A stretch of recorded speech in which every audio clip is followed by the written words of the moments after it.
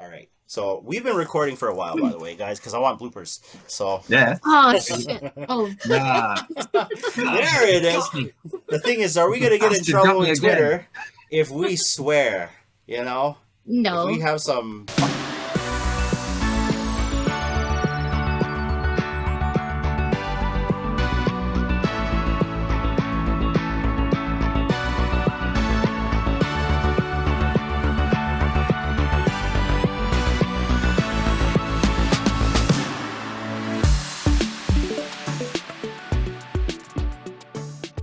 So, Ozmankollects63, tell us a little bit about yourself.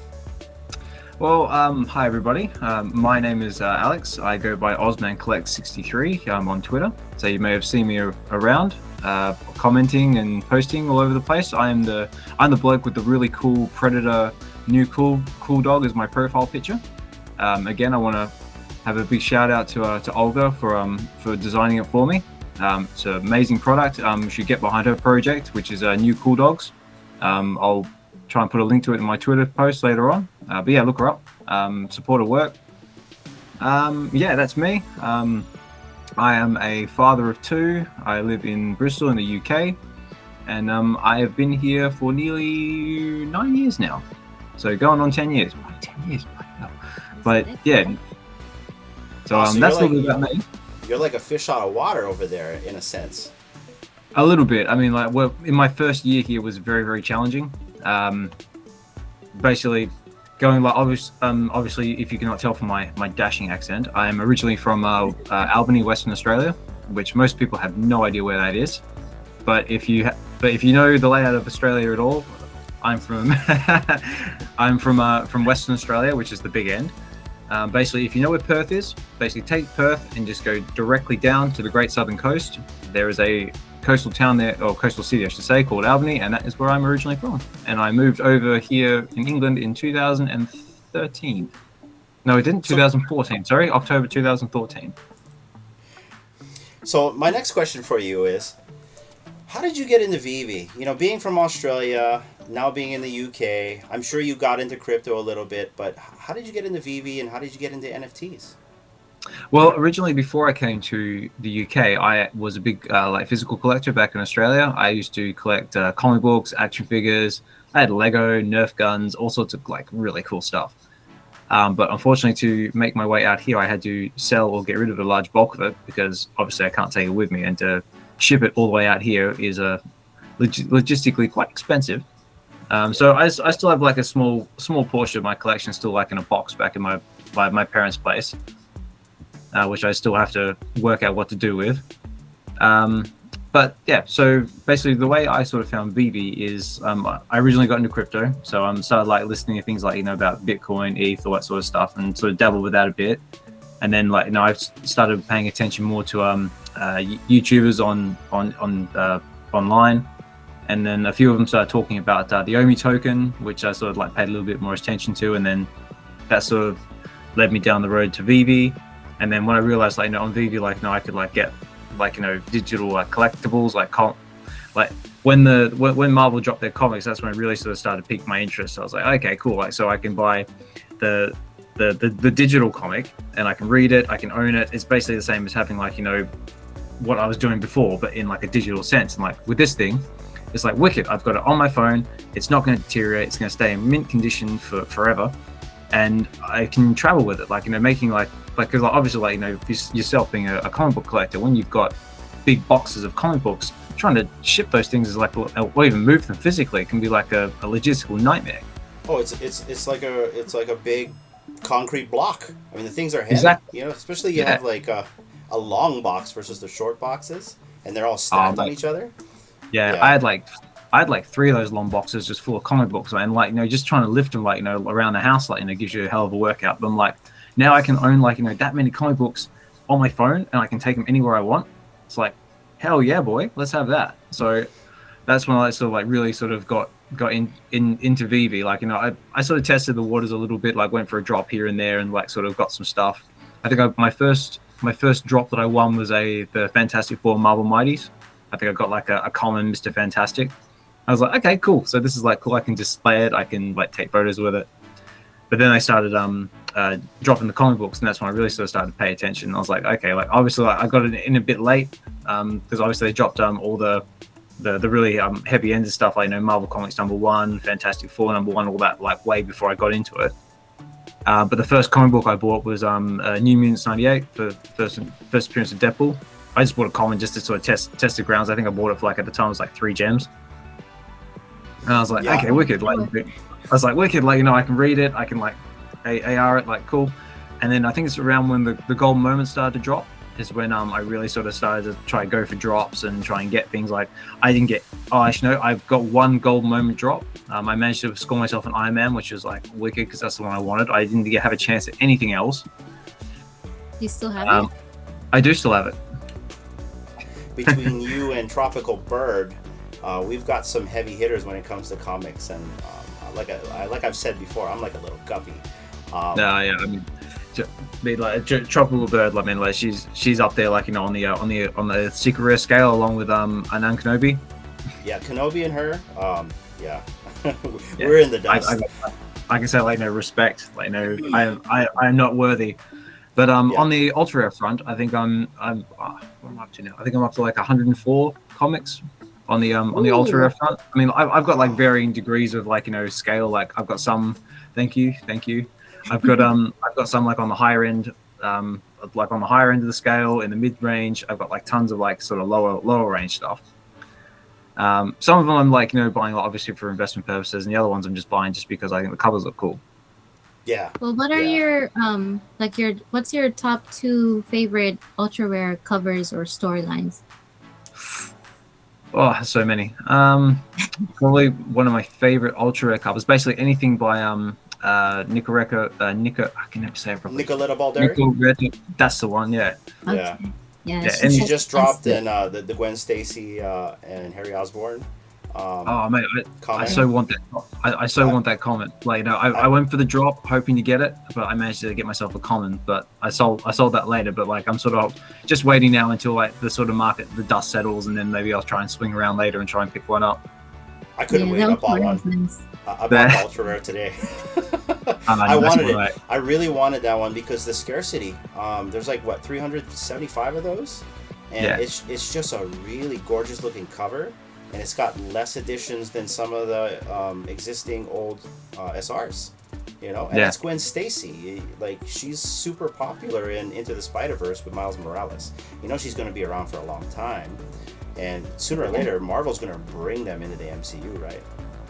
Yeah, well, that's what I think I said on the last VeVe Mates episode. Like, there's a lot of speculation about how they're going to bring them into the Marvel Cinematic Universe. Like, one theory that I was reading is like because Doctor Strange is like messing with timelines and like opening portals and stuff everywhere, that somehow they go from like their animated digital world, they get like sucked into a portal and they go like pulled into like the main 616 universe, and then they become part of the Marvel Cinematic Universe that way.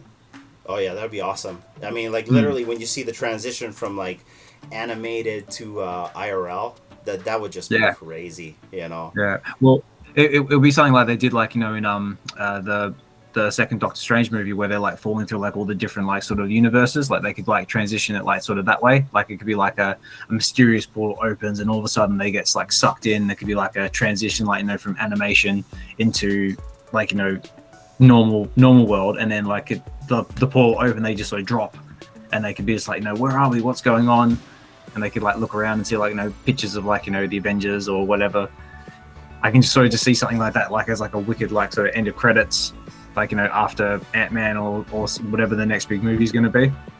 Well, to touch on that, since they're coming out with another X-Men animated series, I think it's X-Men 97, wouldn't it be killer for them to do what you just explained, not only with Miles Morales and Gwen Stacy, but also the X-Men, and not only just have Miles Morales and Gwen Stacy and whoever Into the Spider-Verse fall through the portal, but the X-Men, everyone fall through that portal, and or maybe do a combination where it all becomes one melded universe. I think it's endless what they can do with all this, and I can't wait to see it. I can't wait to see them bring this to the big screen. Oh mate, yeah, I'm hanging out as well. Like, I'm quite curious how they're going to bring like the X-Men to like the Marvel Cinematic Universe, because like clearly they are coming, and like it's already been teased in like some of the Disney Plus shows as well. Yeah. Yeah, I think we've got a lot more cooler stuff to come, and that's just. I'm gonna change gears a little bit here, guys, because there's a Yeah, for question sure. I wanted to ask Alex, and mainly, well, not really a question I want to ask you, Alex. I kind of want to explain, Alex, how you and I met. I think it would, I think it would Yeah, be good for the absolutely. VV community to understand how you and I met, and also what you and I have done ever since we've met. Um, when I met Alex, actually Alex reached out to me, guys. I did. So he DM'd me, and I think you DM'd me asking me a question about a collectible or a comic. It was something of that sort. I can't remember. I did. Um, I remember. I remember. I okay, was basically I was one of the silly people who bought Goofy at 3K. So shame on me. But you know, everything's a lesson.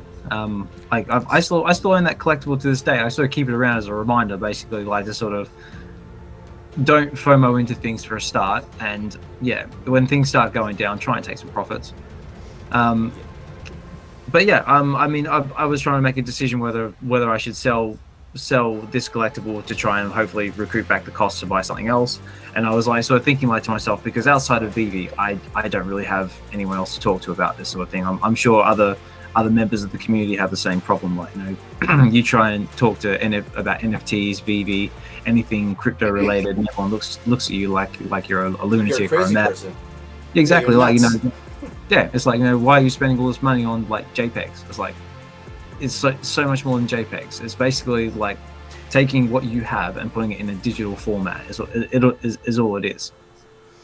And with this But IP from Vivi, not only are you getting, you know, something of what you just explained, but you're getting the IP. You're getting a license, basically. Whether it's a comic or a collectible, these IPs are handing out these licenses in the form of NFTs. You know what I yeah, mean? So, that's right. But basically from that is I was unsure of what I wanted to do, and I'd seen Hinana popped up all over Twitter because I heard that guy's a pest. yeah. Well, I mean, I just saw like, well, I've never actually reached out to anyone in the community for advice before, and he seems to like, you know, go his finger on the pulse because I see like, you know, always buying things and selling things and stuff like that. So I just asked a general question. I just said like, you know, look, I'm looking at, I think I said I'm looking at like, you know, obviously not for financial advice, but just like for a bit of like just like a personal advice. Is Yeah. that I'm looking to sell this for this. Like, you know, what would you think? And then I think you gave me a response saying like, no, obviously I'm not giving you financial advice, but like, you know, if you pay this much, I think you said hold it, or anyway, it doesn't matter. But basically out of that base, and then I sort of came back with like just sort of asking you like, you know, about like just general question, like, you know, how long have you been a VV, that sort of thing like that. And then from that, it sort of evolved into this really lovely friendship. And like, you know, we started talking more regularly. We started sending like, you know, like photos like, you know, of where we live or like what we're doing, and then eventually it evolved when I think you had the genius idea of basically, instead of writing millions of like a massive text message, just do we like a were short video. we were pen pals, guys. We must have been pen pals for at least I don't know, 3 months. And like I'm in my 40s, and I have a pen pal, right? So like I was telling D, I'm like, is it weird that I have a pen pal and I'm like in my 40s? Um, Yeah, no, absolutely not. No. yeah, no, exactly, right. But then that kind of blossomed into more, and continue, Oz. You're saying It it so did, like, eloquently. Well, keep going. thank you. Yeah, so basically like it sort of evolved like, you know, us doing like, you know, doing like short videos to each other instead of like trying to write massive amounts of text, which Oh didn't my really gosh. which was very up and down. Well, Those And then okay, videos. wait. But that Twitter at the time you only go, let us put up 45 seconds of video, and it did, so yeah. it's instead of like reaching out on video chat, we both decided to send short video clips to each other, talking to each other, and I think Yeah. 45 seconds amounted to like 15 minutes of video. So if you guys know how much 45-second clips went to each other, you guys probably would have thought we were nuts. And maybe Yeah, we are yeah. nuts. We're buying NFTs, right? So But Well, the that's thing right, was, yeah. it wasn't in order of like how you ended No, the it first wasn't. 45 seconds. So he Yeah. had to go back and rewatch. yeah, That's It it. was it was a hilarious. scavenger hunt. But we understood. It was messy and unorganized, and yeah, the idea was there. It's just the practicality was not. So I think after that we sort of moved to Discord, and then we managed to do like a face, like, you know, face Did a call with video each other, chat like and that this, yeah. video chat like this, and then that's where it sort of grew from there. And then from there we started talking. and then we basically from there we came up with the idea of the VeVe mates, didn't we? And like we sort of like helped sort of bring that to from like sort of fruition. And to kind of touch on what Alex just said, we both met on VeVe. We both just started DMing with each other, and then that kind of like grew to video chat, which then grew to, okay, well, let's continue this conversation. Let's bring more people into the conversation. Exactly. Kind of give you guys an idea of what's going on here, right there. You know, let's That's bring it, yeah. more people into the conversation. And so both Oz and I decided to start the VeVe Mates. At the time, it didn't have a name. It was just a bunch of people. I think it was just like maybe 5 of us. Yeah. It was you, and then we brought in, I think Andrea was actually the third one, because I went and looked at our DMs, and she was the third one we brought in, and then Ash came in after, and then I think after Ash came in Poppy. And then it grew, Poppy. and I think we have like 13 members now. And And it was really good too, because like a lot of the members that we brought into were people that we already interacted with on Twitter, and like we knew them by like their Twitter handle and their profile pictures, and just like the mass amount of text that we've sort of wrote to each other, but we never sort of had a chance to sort of speak face to face. And having it like on this sort of platform, really like sort of is growing our group to where it is. Like so I got a question about the group for you. Where do you see where the group can go, and what are your goals for the VeVe Mates? My goals for the VeVe Mates, I would just like to see the VeVe Mates grow and bring in more users who would like basically just somewhere to sort of hang out just with like-minded individuals. Like, that's for me where the VeVe Mates for me are basically just a place outside of like real life where I can like openly talk nerdy stuff with, because I'm sure like other people in the community have had like their family members or issues that they can't talk to about them because either they just don't understand or they just don't want to know about it. Like me personally, my wife like doesn't really not really into any of this, and like is not into crypto, not into NFTs, like basically just thinks all of this is like a waste of time, like magic, internet money, all that sort of stuff. And I'm sure other members of the community have issues like that in their life as well. So the VeVe Mates for me is basically a place where we can go to sort of escape that sort of I wouldn't say escape, but have like a little bit of reprieve from that little bit of reality. And we can talk with like like-minded individuals. We can just talk like general subjects like film, TV, comics, VeVe, anything, and just have a place where like you can just sort of feel like you're not an outsider. Exactly. I love exactly what you just said, man. That was very eloquently put and beautiful. Yeah. And the beautiful part is you can do this from anywhere in the world. Like we've got members of our group who are like scattered all over the world.